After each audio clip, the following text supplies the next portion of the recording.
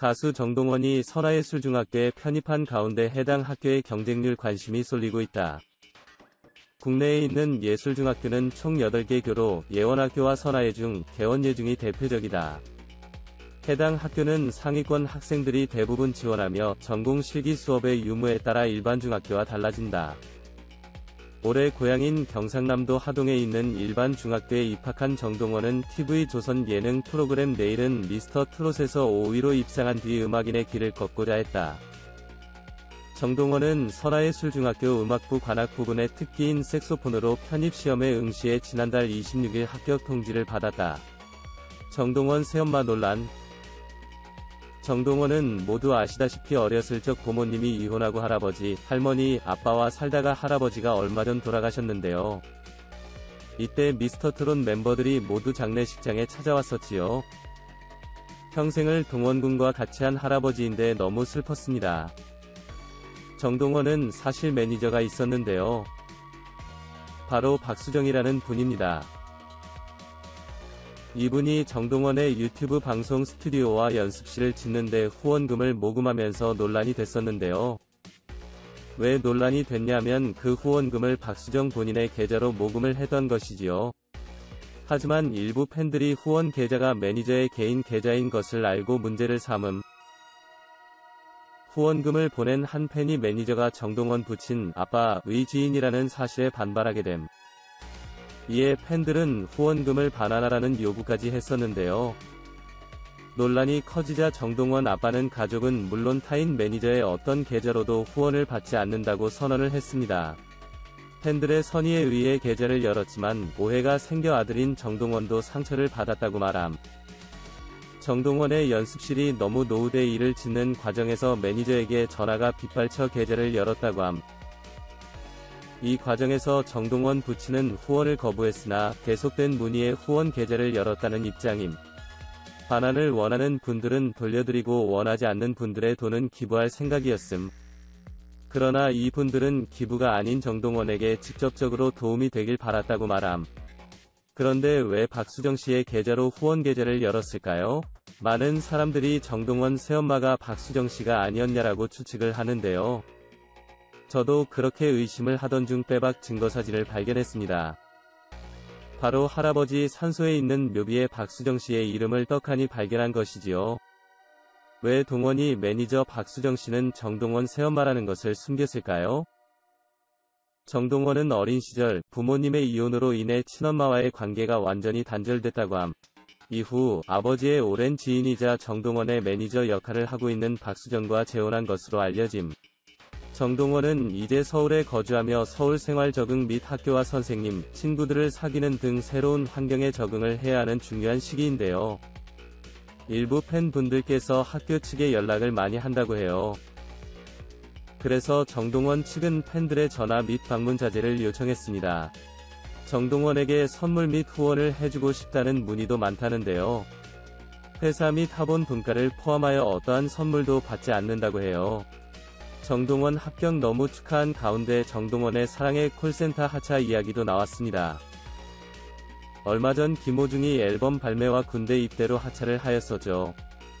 일부 매체에서 설화예중 교칙상 방송 연예 활동이 사실상 어려워졌다고 보도했습니다.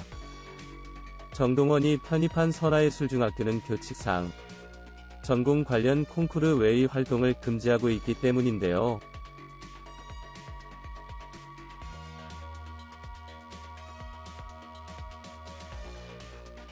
이에 대한 입장을 아예 밝히지는 않았습니다. 이 같은 이유 때문에 녹취록 속의 인물이 김호중 씨의 친모가 아니냐라는 의혹만 일었을 뿐 구체적인 정치에 대해서는 아직까지 밝혀지지 않은 상태입니다. 하지만 트롯맨들의 사이를 공개적으로 이간질하고 악의적으로 명예를 훼손한 인물, 트롯맨들의 관계와 의를 위해서라도 그 인물의 정체를 반드시 밝혀야 한다, 이런 목소리가 나오고 있는데요. 사실 녹취록 속 인물의 정체를 밝히는 것은 굉장히 간단한 일입니다. 앞서 말씀드렸다시피 김호중 씨와 그의 친모는 사건의 핵심 당사자이자 피해자입니다. 명예훼손 등이 친고죄이기 때문에 김호중 씨나 그의 친모가 경찰 조사를 의뢰하면 생각보다 쉽게 녹취록 속 인물의 정체를 밝힐 수 있습니다. 사실 저는 앞서서 해당 녹취록 속 인물에 대한 제보를 받았습니다. 해당 녹취는 지난 4월 울산의 한 카페에서 이루어졌다고 하는데요. 특히 해당 녹취록에는 굿을 해라, 라이온스 클럽에 가입해라 라는 단서들이 계속해서 이어집니다. 또한 당시 현장에 있던 인물들 간의 단체 카카오톡방이 아직까지 존재하고 있다고 하는데요.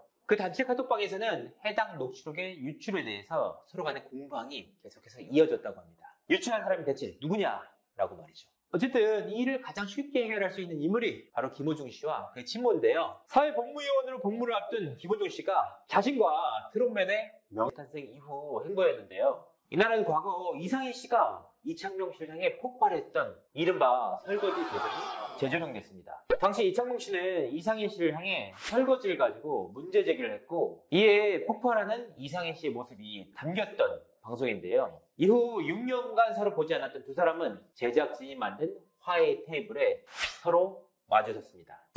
다들 아시겠지만 결과는 뻔한 엔딩이었습니다. 이상희 씨가 이창명 씨를 용서해주는 것으로 방송은 마무리가 되는데요. 사실 이 내용은 지난 7월 제작진의 입을 통해서 이미 알려진 바 있는 내용입니다.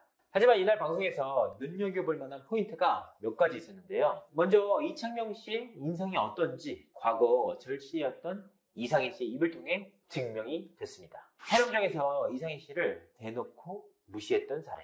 이창명 씨의 무리한 덤블링 욕으로 6개월 이상의 발목 부상을 당했지만 단 한 차례도 연락이 없었던 이창명 씨. 이후 왜 연락이 없었느냐는 이상희 씨의 질문에 내가 좀 바빴다 라고 또다시 이상희 씨를 무시했던 사례. 사실 이창명 씨의 평판 여러분들이 더 잘 알 것이라고 봅니다. 몇몇 방송인들에게 이창명 씨의 평판이 어떤지 제가 이 방송을 앞두고 전화를 해봤는데요. 다들 이창명 씨에 대해서 얘기하고 싶지 않다. 사실 이창명 씨의 경우에는 무대 밖뿐만 아니라 무대 안, 그러니까 방송에서도 여러 차례 인성 논란에 휘말렸던 인물입니다. KBS ETV 출발 드림팀 MC 당시에도 일반인과 방송인을 대하는 인터뷰 태도가 너무나도 달라서 구설에 오르는가 하면 프로게이머들이 출발 드림팀에 참여하던 당시에는 대놓고 무시하는 모습을 보여 질타를 받기도 했습니다. 이것뿐이냐? 석출 씨와는 방송 촬영 과정에서 갈등을 빚기도 했고 2000년에는 본인이 보조 MC를 맡았던 프로그램에서 장애아이들의 모습이 화면에 비춰지자 아이를 가질 때는 성관계를 깨끗이 해야 한다 이런 말을 두 차례나 반복해 프로그램에서 하차를 하기도 했습니다. 특히나 2016년에는 음주운전 의혹에 휘말리면서 연예계를 떠들썩하게 만든 주역이기도 했는데요. 사건 내용을 보면 이렇습니다. 서울의 한 삼거리에서 포르쉐 차량을 몰다가 지주를 정면으로 들이받은 뒤 사고 후속 조치를 하지 않고 차량을 버리고 곧바로 달아난 사건입니다. 일단 이창명 씨가